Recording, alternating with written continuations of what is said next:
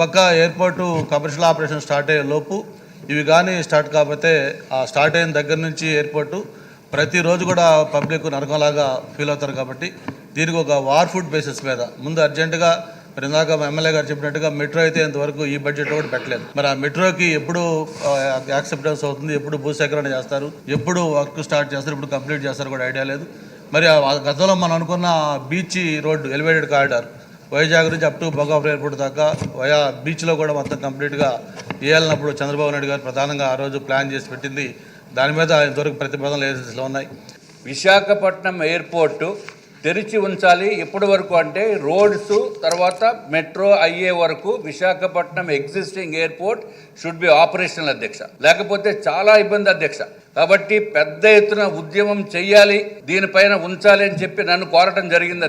తప్పనిసరిగా మెట్రో అంటే ఎల్ఎన్టీ అంటే మెట్రో గుర్తుకొస్తుంది అధ్యక్ష. అటువంటి ప్రపంచ ప్రఖ్యాత సంస్థలతోటి చేయిస్తేనే అది త్వరితగతిన పూర్తవుతుందని చెప్పి తమ ద్వారా మంత్రివర్యులకి విన్నవించుకుంటున్నాం అధ్యక్ష. ఏదైతే ట్రాఫిక్ కంజక్షన్ కోసంగా క్వశ్చన్ చేశారో దానికి ఒకటి మెట్రో రైల్ ఒకటి ప్రపోజ్ చేశాం అధ్యక్ష. అది కూడా గాజువాక నుంచి భోగాపురం వరకు పోయా మద్దెలపాలెం అండ్ మధురవాడ, ఇది మొత్తం 34.6 కిలోమీటర్ల అధ్యక్ష. ఇది ప్రాజెక్ట్ యాక్చువల్ గా సెంట్రల్ పంపించింది అధ్యక్ష.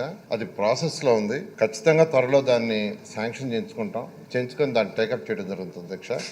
ఎక్కడైనా దేశంలో మెట్రో టేకప్ చేస్తే మినిమం 4 years పడుతుంది అధ్యక్ష. వాళ్ళు అడిగింది ఏజ్ 45 రోడ్డు.